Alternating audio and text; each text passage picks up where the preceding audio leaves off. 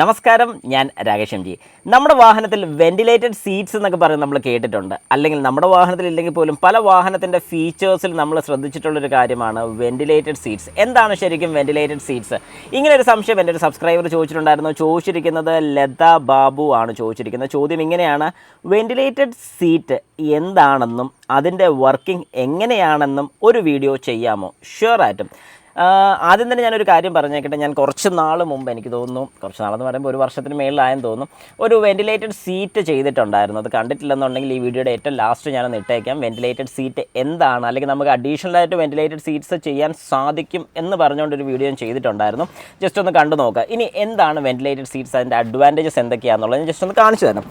ഞാനിപ്പോൾ ഈ ഒരു വാഹനത്തിൽ യാത്ര ചെയ്യുകയാണ്. വാഹനത്തിൽ പലരും, അല്ലെങ്കിൽ എനിക്ക് തോന്നുന്നൊരു 90% ആൾക്കാർ AC ഇട്ട് തന്നെയാണ് വാഹനത്തിൽ യാത്ര ചെയ്യുന്നത്. അങ്ങനെയാണ് AC ഇട്ട് നമ്മൾ യാത്ര ചെയ്യുകയാണെങ്കിൽ പോലും എവിടെയെങ്കിലുമൊക്കെ ചെന്ന് കഴിഞ്ഞ് നമ്മൾ വാഹനത്തിൽ നിന്ന് ഇറങ്ങി കഴിയുമ്പോൾ ഈ പറയുന്ന കാര്യങ്ങളെല്ലാം ഉച്ച സമയമാകുമ്പോഴത്തേക്ക് നടക്കുന്നൊരു കാര്യമാണ് ഞാൻ ഷെയർ ചെയ്യുന്നത്.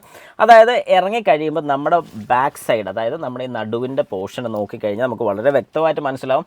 അത്രയും പോർഷൻ നന്നായിട്ട് വേർത്തിരിക്കും. എന്തുകൊണ്ടാണ് അവിടെ വേർക്കുന്നത്? വാഹനത്തിനകത്ത് നല്ല തണുപ്പുണ്ട്, തണുപ്പ് കിട്ടുന്നുണ്ട്. പക്ഷേ നമ്മൾ ഈ ഒരു പോർഷനിൽ, അല്ലെങ്കിൽ നമ്മളിരിക്കുന്ന സീറ്റ് കവറിൻ്റെ ഒരു പ്രശ്നമാണ്. ലെതർ സീറ്റ് കവേഴ്സ് ആയിരിക്കും കൂടുതലും പേര് യൂസ് ചെയ്യുന്നത്.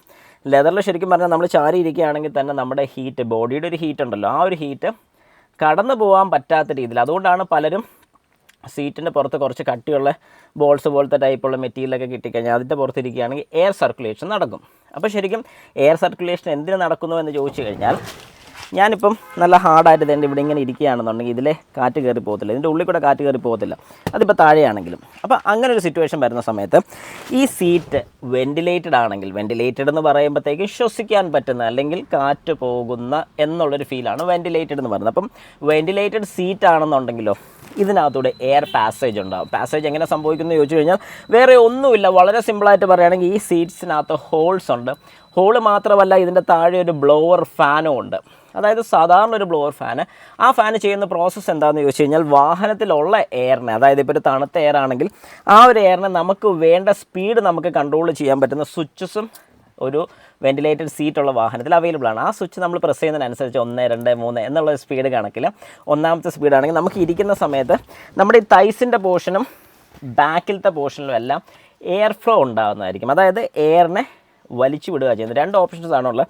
ചില വാഹനത്തിന് അകത്തോട്ട് എയർ വലിക്കും. അകത്തോട്ട് എയർ വലിക്കുകയാണെങ്കിലും ഈ പുറത്തുള്ള, അതായത് ഇവിടെയുള്ള എയർ ഇതിനകത്തൂടെ കയറി പോകുമ്പോൾ ഈ പോർഷൻസ് എല്ലാം നല്ല രീതിക്ക് ഡ്രൈ ആയി പൊക്കോളും. അതായത് വെറ്റായിട്ടിരിക്കത്തില്ല, വേർത്തൊന്നും ഇരിക്കത്തില്ല, അങ്ങോട്ട് പോകും. ചില വാഹനങ്ങളിൽ ചെയ്യുന്ന പറഞ്ഞാൽ അകത്ത് നിന്ന്, അതായത് അടിയിൽ നിന്ന് മേലോട്ട് എയർ വിടുന്ന പരിപാടിയുണ്ട്. ഇപ്പോൾ 2 ഓപ്ഷൻസ് ഉണ്ട്. 2 രീതിക്ക് നടക്കുന്ന വാഹനങ്ങളുണ്ട്. ഓക്കെ, അപ്പോൾ ഞാൻ ജസ്റ്റ് ഒരു ഇൻഫർമേഷന് വേണ്ടി പറഞ്ഞത് മാത്രമേ ഉള്ളൂ. അപ്പോൾ അതാണ്, അതായത് നമ്മുടെ വാഹനത്തിൻ്റെ സീറ്റിനെ വെന്റിലേറ്റഡ് ആക്കാൻ പല വാഹനങ്ങൾക്കും ഇത് 2 സൈഡിലും, ഒന്ന് ഡ്രൈവർ സൈഡിലും ഒന്ന് ഫ്രണ്ട് ലെഫ്റ്റ് സൈഡിലും അല്ലെങ്കിൽ കോ പാസഞ്ചർ സൈഡിലുമാണ് ഈ ഒരു വെന്റിലേറ്റഡ് സീറ്റ്സ് വരുന്നത്. മിക്ക വാഹനങ്ങളും, എനിക്ക് തോന്നുന്നു ഇപ്പം നോർമൽ വാഹനങ്ങൾക്കും എല്ലാം ഇത് വന്ന് തുടങ്ങിയിട്ടുണ്ട്. അപ്പോൾ അതാണ് ഇതിൻ്റെ ഒരു ഗുണം. പക്ഷേ ചില വാഹനങ്ങൾക്ക് AC ഉള്ള സീറ്റ് അവൈലബിൾ ആണ്. അതായത് നമുക്ക് ടെമ്പറേച്ചർ സെറ്റ് ചെയ്യാൻ പറ്റും. അതായത് ഹീറ്റ് ആക്കണമെങ്കിൽ ഹീറ്റ് ആക്കാം, കോൾഡ് ആക്കണമെങ്കിൽ കോൾഡ് ആക്കാം.